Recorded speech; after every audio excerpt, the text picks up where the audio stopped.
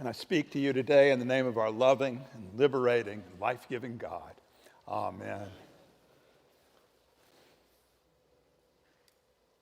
Where do faith leaders come from? I know people have started to reflect as the word has gotten out that my retirement is coming, and it's like, well, where do we find another faith leader for this place? Where do faith leaders come from in our congregation, in our community? Where do people of faith rise up? There's an old saw that says that God doesn't call the qualified, God qualifies the called.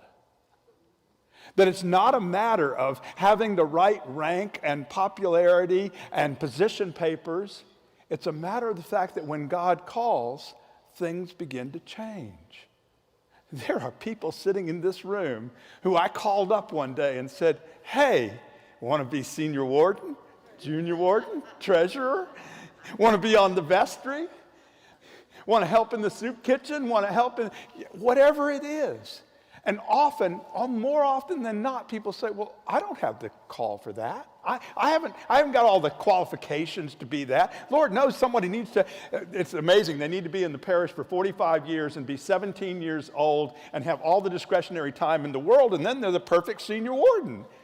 Young, active, old, veteran, wise, with lots of discretionary time. That's where the leaders come. Well, that's not where the leaders come from. In fact, the biblical witness is quite interesting. God often calls the unqualified, the people who wouldn't fit in. God often operates in ways that are least expected. In these weeks in the lectionary, we're hearing from the Hebrew Scriptures the stories of Genesis and the calling of God's people. Now, you'd think that's a pretty big job. That's like senior warden on steroids, to be the father of a nation and the mother of a nation. It should be very important, focused people who've studied. Well, they didn't have the Torah yet, so they couldn't study that. But anyway, they were people that, knew God and walked with him. And Abraham and Sarah did walk with God. In fact, they had been walking with God for approximately 99 years. When they find themselves by the oaks of Mamre. It's a beautiful part of Israel. It's a place where you can go and feel peaceful and luxurious. Abraham and Sarah had walked first from the Euphrates, where her parents and his parents were born. From over in Iraq, they'd walked all the way into eastern Turkey and settled in Haran until Papa and Grandma died. And finally, after about 40 years, they thought, well, maybe it's time to go find the Holy Land. God called them again, and they get to the Holy Land, and they're now bumping up on the top of the speed limit. And you can't be the father of a nation or the mother of a nation if you don't have any children. And then these strange visitors just appear. And in typical Middle Eastern fashion, to this day, if you walk into someone's home, they're going to prepare something for you to eat. And don't you try and get out of there without it. Abraham begins to slaughter a kid so that they can have food. And he sends Sarah into the kitchen tent to start cooking. And that's when these visitors lay out the plan. Next year when we come back, there'll be a baby here. And Sarah goes, yeah, right. Do you know they named that child Giggles? That's what Isaac means in Hebrew. It's giggles. They thought it was so hysterical that 200-year-old people were going to have a baby that they called the thing Giggles, because I don't think they thought it was going to make it much longer than that. We'll read more about Abraham and Sarah in the weeks to come, and we'll discover that their leadership ebbs and flows. They make good decisions and bad decisions. They make terrifying decisions and they make joyful decisions. But God qualifies the called rather than calling the qualified. Today in the gospel lesson, Jesus is standing before a great crowd and he's healing people. They've begun to see that this one, the new Moses, was coming and was going to bring them justice and truth and healing and hope. And Jesus realizes he needs to call more leaders. There need to be more spiritual leaders. He says the harvest is plentiful, but the laborers are few. Pray that we send more into the fields to harvest. And he names off 12. 12 is a good number.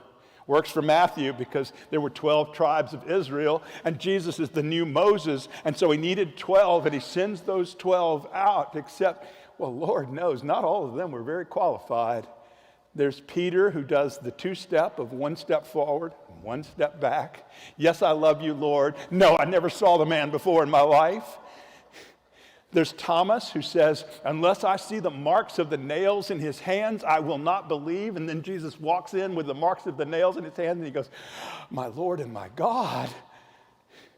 There's Matthew, the tax collector, a man who had sold his birthright as a Jew to be a collector of money for the Roman Empire. This was not a pious, good decision with a great pension plan. This was selling out as a traitor to your nation.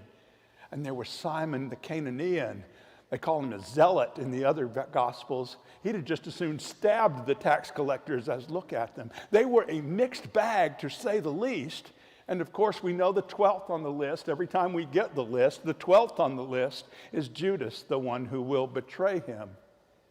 Now, there are theologians that argue back and forth about whether Judas did it on his own or whether God set him up for it. And I'm not going to go into all the ins and outs. I do know that God is love.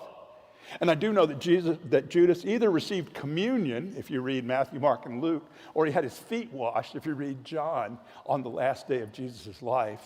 So I think that Judas is there not only as the one who would cause the betrayal to happen, but also as a sign of abundant, overflowing grace. These 12 are not particularly qualified, but they are called and they are sent. And that's the story of where faith leaders come from. Now, I don't expect that this parish is going to call someone to be the rector who is completely unseminary trained. I don't think anybody would let them into the diocese if that were the case. And so it is important that we work on these things. Today we have in front of us the education for ministry folk, and you're going to see that that's an extensive community of lay people who have thought deeply about their own spiritual journey and the theology and the history and the church scriptures, and they've thought how they fit together. Because education for ministry is a part of this. But it's the equipping that God does so that we get God's vision and not our own. One of the books you all read this year was Verna Dozier's The Dream of God. There's no more powerful woman in all of the church than Verna. When I was a young priest in the Diocese of Southern Virginia, we invited Jane Holmes Dixon to come and give a talk. It was a weekend retreat, and she gave 3 talks. And Jane Holmes Dixon discovered that we were kissing cousins because she had dated one of my cousins in Winona, Mississippi, way back in the 60s. And she began to tell all kinds of wonderful stories that she went from sort of being the Bishop Suffragan of Washington, D.C. to being Jane Holmes Dixon from Winona, Mississippi. And she described that Verna was her spiritual director. Now, every priest, and it's worth their salt, has someone that they go to talk about spiritual matters. And if you want to know where spiritual leaders come from, they come from the people who were themselves trained by somebody else who was trained by somebody else. And she went to Verna because she, at St. Philip's Laurel, wanted to buy a van. And the purpose with this van was to go into Washington, D.C., and find street people and bring them to St. Philip's and feed them a meal and give them a safe place to be for a while and then take them back. And so she sat down with Verna and said, I want to buy this van. What scripture should I use tonight at the vestry meeting to convince the vestry to buy this van? And Verna said, I'd stick with the daily office. The daily prayers of the church. Don't go and try and drive this bus by yourself. Instead, try and listen. Verna's idea is that we are to adopt, take on the dream of God. That dream that has justice at the center of it, so that everyone, every human being, every person on this planet, and those yet to come, have an equal right to their life and their livelihood and their joy. That's the dream of God, and that's where spiritual leaders come from when they catch that dream, because God will equip those whom God calls. God doesn't call the equipped, God equips them so that they can move forward. Tomorrow, our nation will observe for the second time the federal holiday of Juneteenth. And I wrote about this in the e-blast. If you don't get the parish e-blast, give me a call and I'll make sure you get a copy of the note. It's about Major General Granger announcing to the African American community in Texas that they were liberated because the white community was not going to tell them that. And Juneteenth is an important piece of our liberation. And so I began to look at some of the liberating figures, the liberating figures that we look to, the spiritual leaders who have brought us to a place where we can begin to think a little more about how all are created equal.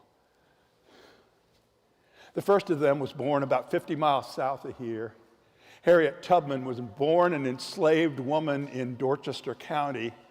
At an early age, there was a landowner who was angry with someone else who threw a 2-pound weight to try and hit the young man who was running away and hit Harriet in the head, cracking her skull. She lay lifeless for 2 days in the big house, and then she came to. For the rest of her life, she was tortured by headaches and by strange dreams and visions and seeing things.